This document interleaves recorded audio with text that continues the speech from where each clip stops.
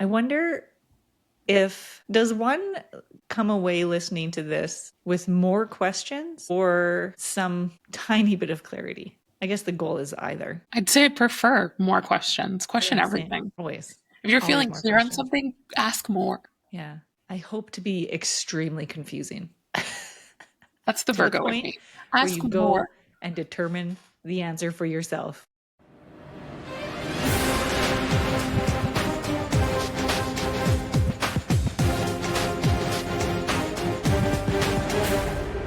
I have had this piece of chocolate in my drawer forever. It's like this, I don't even know. Well, it says MSP process on it. So it's actually like almost a year old. Is that gross? Because I know it's a year old because MSP process is process, whatever. You're Canadian. I'll allow it. It was one of like the sponsors at the conference that I speak at. So A year. I've had this in my purse for that long, but it's got some caffeine in it or something. It's a Ooh, caffeinated chocolate bar. But anyway, there's certain times of the month that I just want a piece of chocolate. the caffeine part is actually crazy because I feel like I go more insane during that time. Like I can feel a major difference Yeah, with caffeine. definitely. My emotional regulation suffers during that time. The time. Which is Say the it. The time. time. What a weird, also, now that you say that, how we've made it into this thing. It's like it just happened. Yeah, right. Who fucking cares? Just I feel like we've already talked about this before. Like I fully warn my children that oh, really? I know how I'm feeling. And so I'm very, very aware, like I'm very honest with them, where I'll be like, I have a temper this week. You know, we did talk about this because I remember talking about why anger shows up. It's like because we actually care so much about what we value that we're willing to talk about it more aggressively. Not always, but for me, it's more aggressively, and it's actually very sacred. Absolutely. Yeah. I guess two parts to that. It's interesting to know how one you're going to feel and also the subtle changes that create the temper and, and the Mm-hmm. anger. So I always then go and I'll look at a calendar and I'm like, oh, okay. Mm-hmm. I see the time. I see exactly what's happening. But then I guess my question is, are we using that as an excuse sometimes? Like almost like astrology, you know this idea of yourself and like Mm-hmm. what is supposed to project outward. And so when it's not that from this placement or in this case, Mm-hmm. it's close to the moon. And isn't it funny how we call it my moon? Some people do. I don't say that. That sounds really fucking Well, it makes stupid complete sense though. It's a moon cycle. It follows like a 4 week. Yeah. It's literally the moon cycle. And I literally bleed on the new moon. or full. It Or teeters. full. It's so, yeah, even that part, which also makes sense, I guess, in mathematics, but it never falls outside of that for me. And it always has. I know that's interesting because, there is this gap where it all of a sudden you have, because same for me, I've noticed that. And I track mine. It's actually in my journal. Well, you have my journal. I have different areas that you could track your whole cycle, and I put mine in a full yearly calendar this time instead of doing it just each month, so I could just see it all. You see it And right away. that's just been interesting. And then sometimes, yeah, it's like a full. I'll bleed on a new moon, and then the new moon will come, and it'll wait until the full, and it's all of a sudden this extra 2 weeks. It's weird. I don't know. Mm. Is it? What's weird Yeah. at this point? Everything and nothing all at the same time. Yeah, but isn't it an excuse? I don't know. Maybe after we can notice or discern that we've behaved in a certain way. A lot of times for me, it's I can be aware that I'm feeling, like I said, so I can mention it to my children, like, "Oh, I'm feeling temperamental, or I'm feeling this, I'm feeling that." And I wouldn't say that that's an excuse to be it, but it's my little alarm clock that goes off, and I know that I need to be really aware. Like, okay, here's an example. My kids take forever to go to sleep and to go to bed for that matter. Like, sometimes it's a full 2-hour process. They want to, it's turned into stories, talking, scratching backs, coloring. more scratching backs, like whatever. And then I'm like bing, bing, bing between their bedrooms, and I just go back and forth. And last night, Jamesy she wanted to whisper something in my ear. But this was fully like after we read the book, after we scratched backs. Oh, now there's music now too, by the way. So I have two like Sonos Roam like little speakers, and they're portable. And so I put a sleep song on and it plays on both speakers, and they each have a speaker in their room. And it's like, okay, great. This music's going to help you fall asleep. Wow.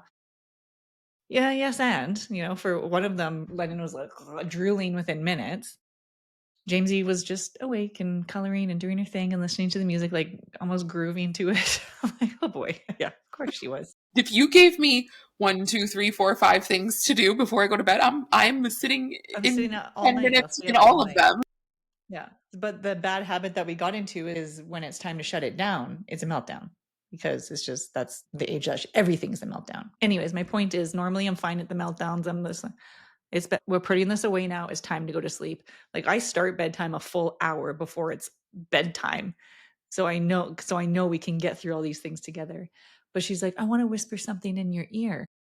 And I'm like, well, you can tell me from here. Like I'm arguing with her always. And so I got closer and I put my ear up against her little tiny mouth. And she's like, oh, like she doesn't know what she wants to say. She just wants to see if I can do it. Like I know all of this, but I still engage anyhow.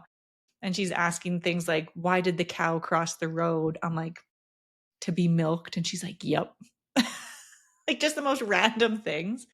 But yesterday I was like, I don't want you to whisper in my ear anymore. I could feel the rage building. So speaking of using it as an excuse, I could have just snapped and that would have been my excuse. Like, no, we're not whispering anymore. Shut the fuck up and go to sleep. But it's like, I know that it's there. So I'm able to let her whisper in your ear, and I'm like clenching my fists. Like the rage is real. Like I can feel it in my body, but I'm not really letting it express in that moment.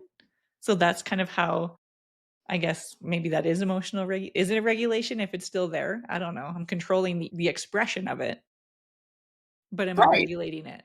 I think that's the part of regulation is not expressing it in what could be considered, at least for you, inappropriate ways. Right. Any Right. She other, just wants to well, whisper because you things to already me. said it, any other day of the week, it doesn't matter to you. So it actually doesn't matter.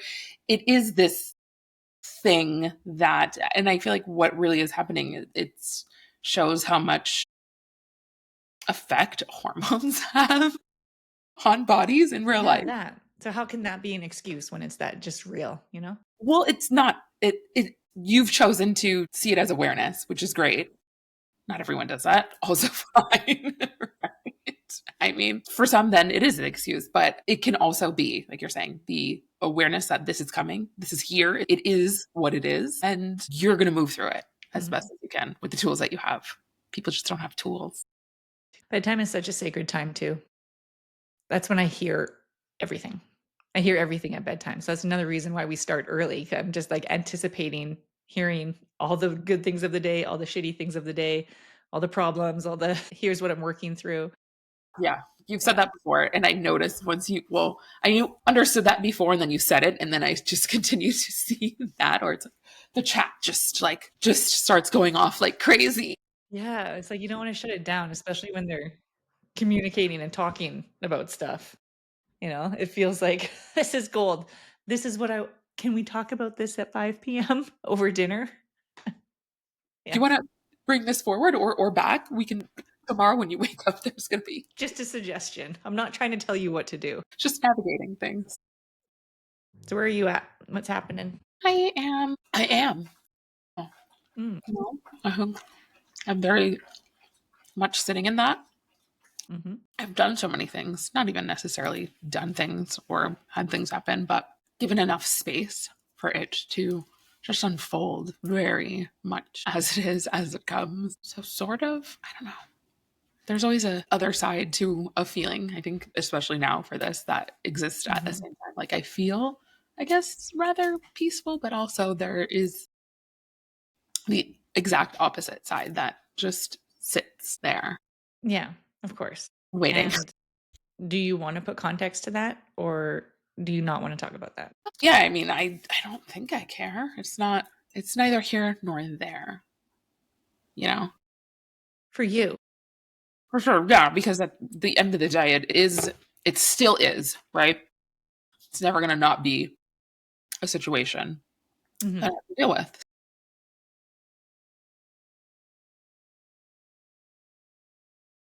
While you continue to distract yourself with ice.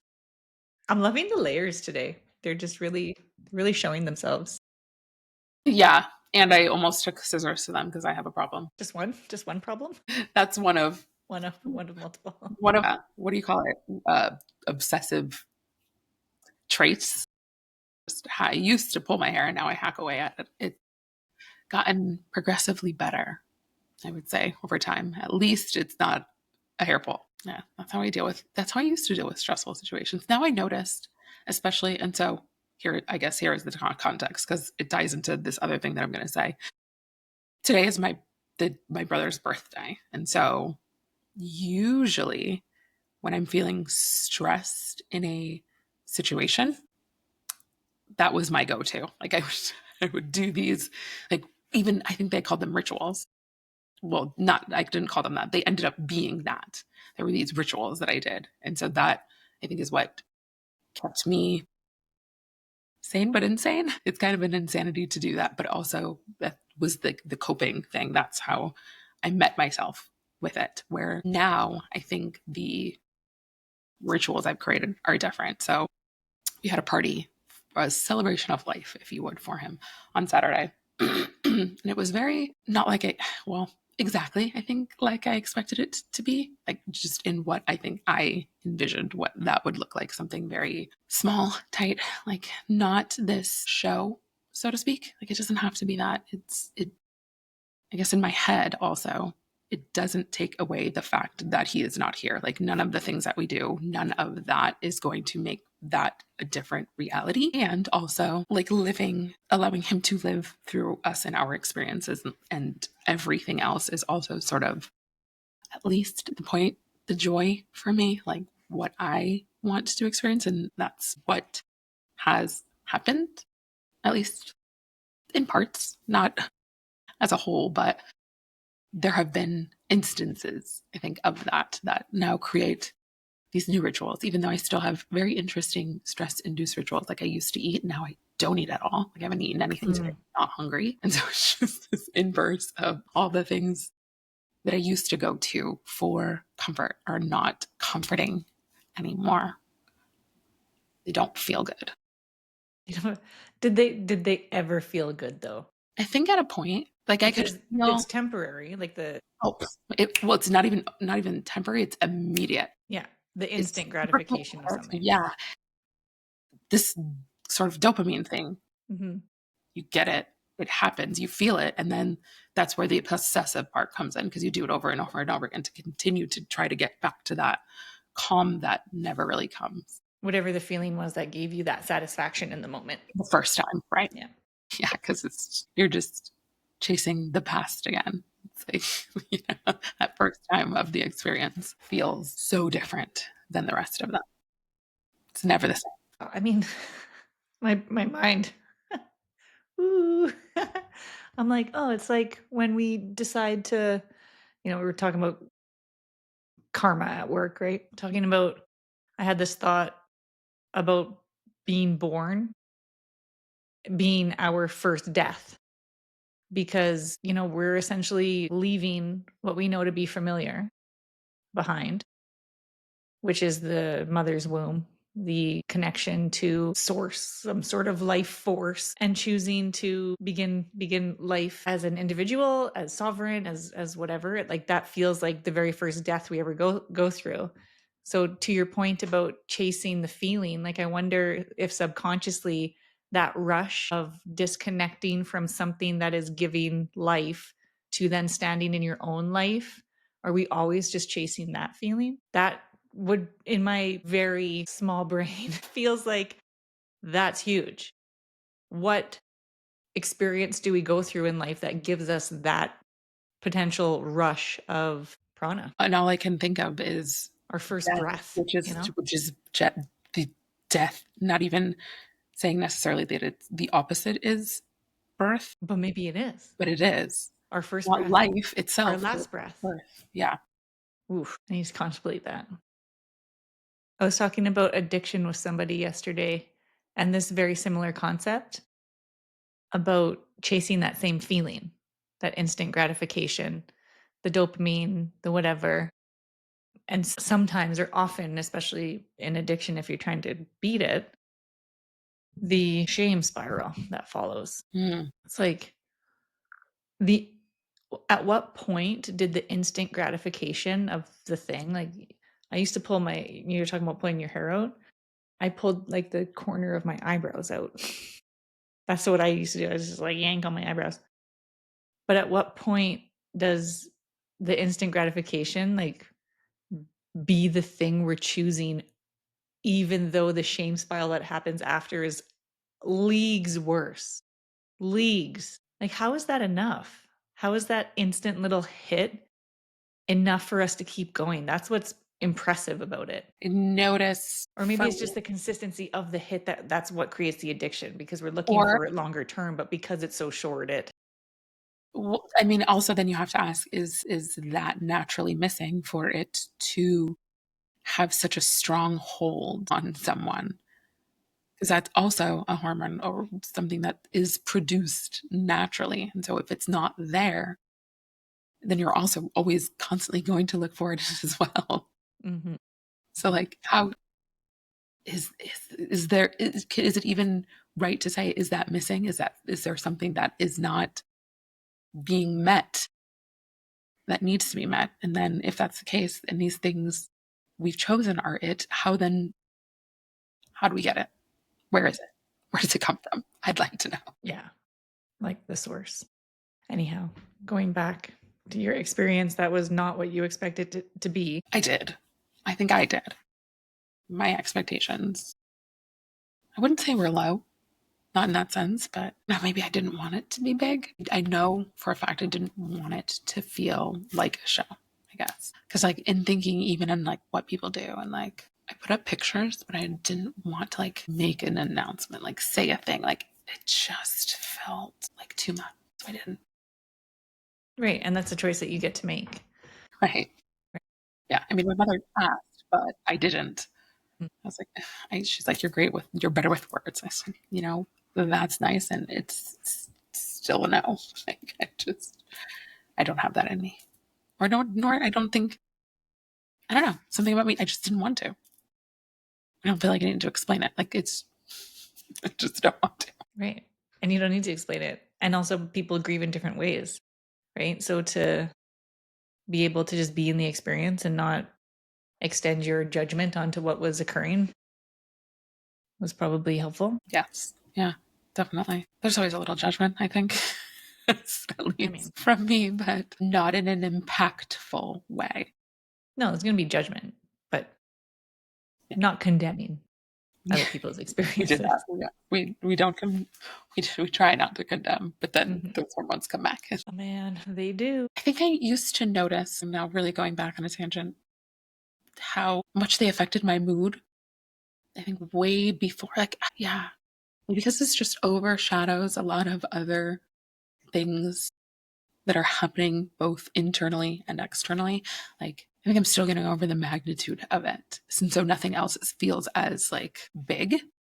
And so I'm say all that to say I don't notice as much anymore of me being like a little bitchier, like because I kind of always Mhm. like I think I used to notice, and maybe it's on purpose, again, going back to that coping thing, that I don't notice certain things of my body anymore. Like there's a little bit of a disconnect. Or an acceptance. Yeah. Or I think not needing to label it as something. So then part of me, I think also in that loses an awareness a little bit. Do you think that the awareness is lost, or do you think that it has just become something that you've embodied you've become it now? Yeah. I have actually thought of that a lot yesterday. I don't Mhm. know why. Now my kick is uh, going to the gym and I walk for the first like 20 minutes, but I'll just almost like talk to myself. Like I'm giving myself my therapy. And that was essentially what I was thinking about yesterday. Like it's so there's a resonance that exists that especially happens when I'm by myself or like doing things kind of alone, that it feels like a reverberation of what, and I'm using the word missing because I think that's helpful for the conversation, but I don't feel that it's missing because it exists so deeply inside. And when I'm having those times by myself, it's like, again, the resonance, it's like sonar almost. This radar goes out and I feel everything, and especially myself so deeply. And like for the past, I would say, probably like week-ish, maybe I'll extend it to 2. I would just like go to the gym, lift weights, and then I would just start to cry. And like I just didn't even care. I obviously wipe away my tears so like I don't look completely insane and no one comes up to me because that's the last thing I want anyone to do at the gym is come up to me. But I don't give a fuck.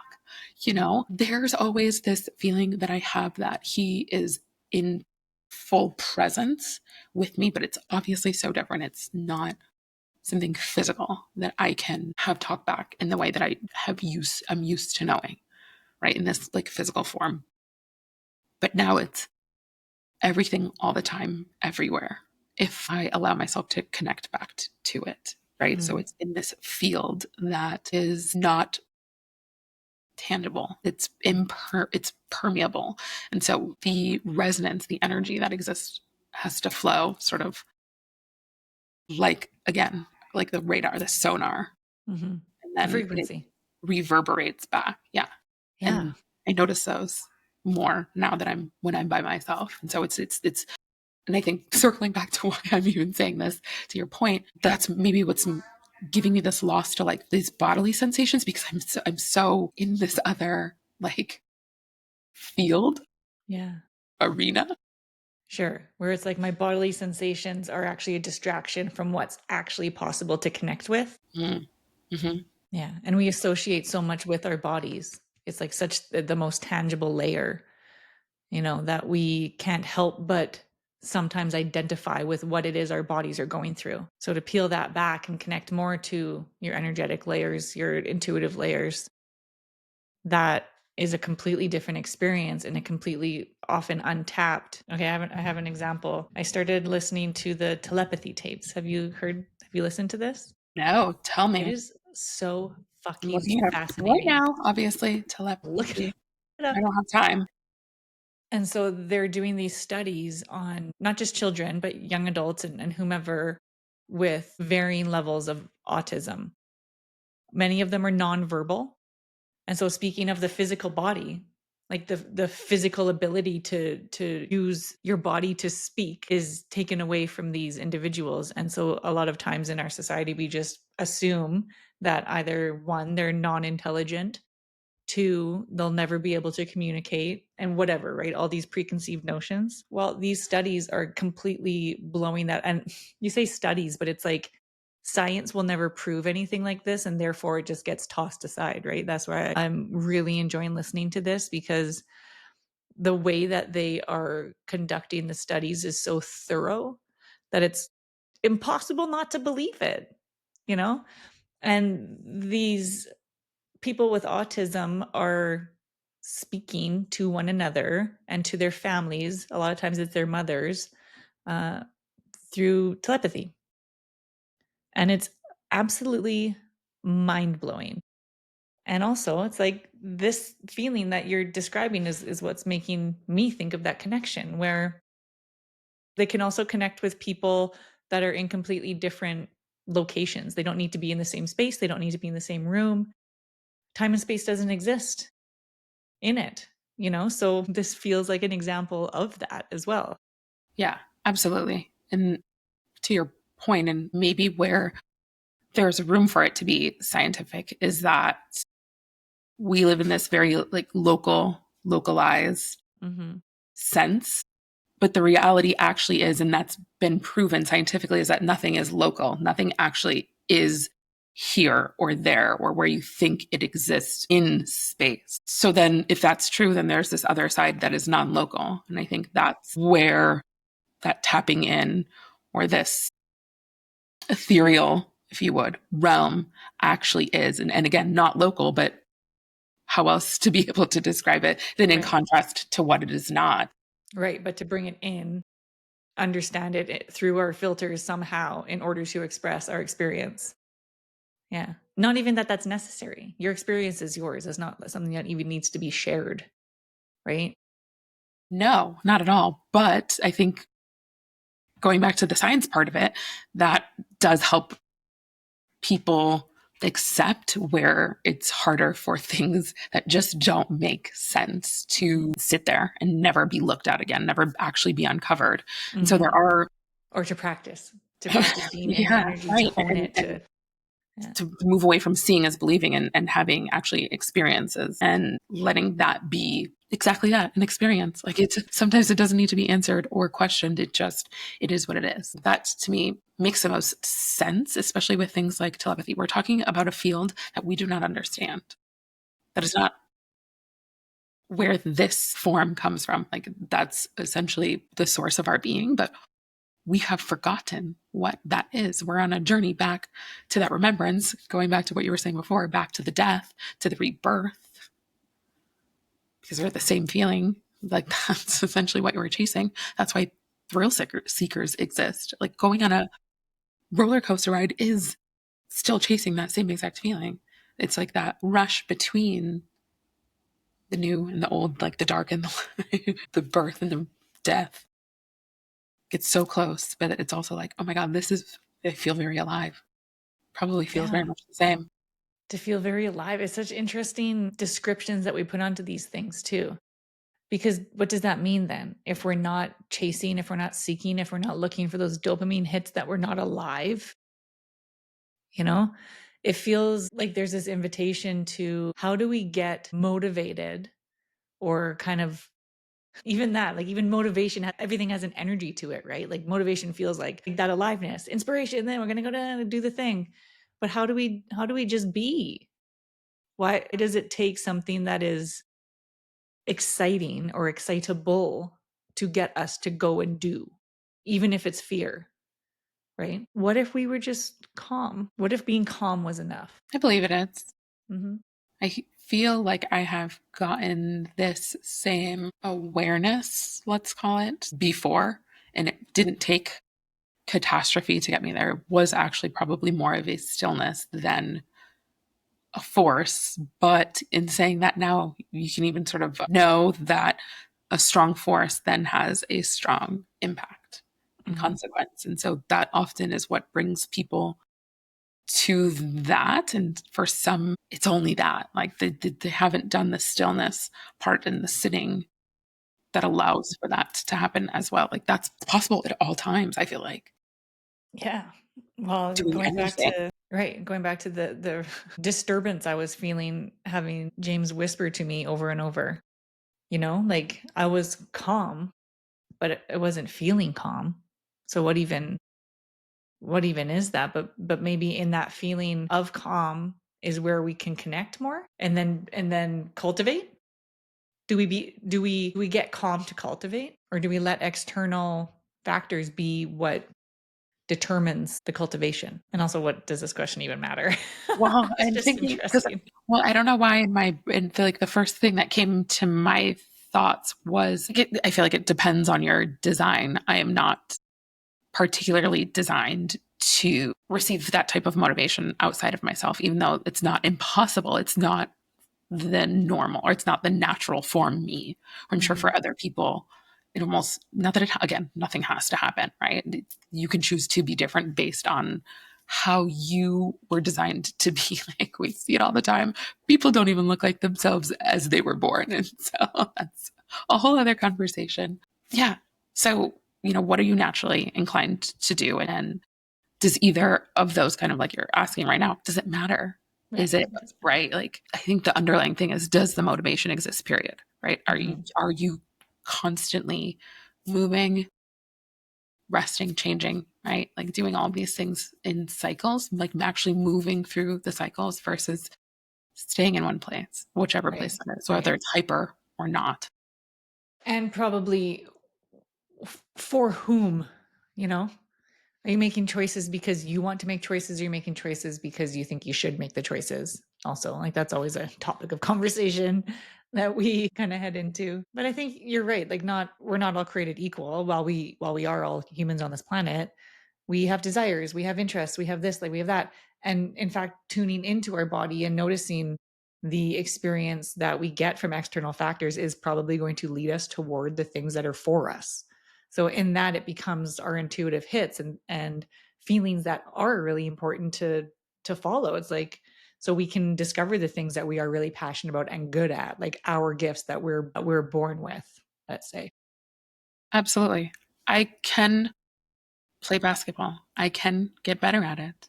I can be very good, but I have to work towards that. It's not a specific natural inclination. And so anything is possible, but some things you have to work harder towards because it's not your particular design. Doesn't, it's, it's not there, right? You have to add the parts. Mm-hmm. Also, fine. Just Mm-hmm. knowing that is enough. Like you Yeah. will have to work hard if you want something so completely opposite and different from your natural state of being or the one that you've created at such a young age that it now feels very natural to you. Yeah. Yeah. That actually kind of pisses me off. Not what you're saying, but what's coming up in my brain, where we sometimes will tell our young people, follow your dreams. You can do anything. You can do anything. And while I agree with what you said, I also think that's not true. You know, you can do anything. Well, I mean, that alone is just dumb. Like, no, you can't fly. You don't have wings. Like, whatever. That's obvious. But let's say, here's one. You can do anything. I shared to the group earlier at work because we were talking about dreams when we were younger and what we wanted to be when we grew up. I wanted to be a million different things. I wanted to drive the garbage truck. I loved the garbage truck. So for a long time, I was like, I just want to work for the city. I just want to be the one that gets to hang off the side of the truck and pick up the garbage can. And like now it's all mechanized, but I loved that. I wanted to be a purple dancer in the street. Like I don't even know what that is. There was also a time in my life that I wanted to be the first Black American woman president. And that was my goal. That was my dream in life. Tell me how that's possible. First of all, white as white can be. Second of all, not American. I don't doubt that I could be a president. I doubt that I'll be the first Black woman American president I have such a weird response for this because because I don't it's know if you extreme. have heard of this woman. Her name is Rachel. She's a white woman and she has lived much of her life as a Black woman. And she at least believes and is delusional enough that has allowed for things in her life to agree with her, right? Obviously, not everything, but there have been ways that that has been met. And so I'm not going to put it past anything to be possible, So it's possible if you're delusional. as in everything. Yeah. Well, that's a fair statement. Let me be more specific. If you have a height challenge, I mean, that could go anyway. I'm going back to your basketball example. If you happen to be born a 5 foot person, I mean, I'm thinking of like Muggsy Bogues at this point, so anything's possible. And also, just let's say female, and you want to be an all-star NBA player, not WNBA, NBA. Is that happening? Again, Again, I mean, I who knows? But am not going to put it past I'm just like probabilities, baby. where the world is Probabilities. going. Yeah, We're seeing that still. That I mean, it's not in the NBA yet, but that does happen, right? I guess. I So guess. I'm limiting myself. your Okay, everybody, go be whatever you want possibilities to are be. endless, always, no matter what. Is that There will. delusional? Sure. If you can think it, you can be it. It's not an adage for no reason. Right. If you can think it, you can be it, even if it's delusional. Someone at some point is going to agree with that. I'm not saying that's right or wrong. These are just, we're speaking facts here. We're speaking facts. Only, always only facts. And also, none at all. What do I know? Nothing. Just like me. I know absolutely nothing.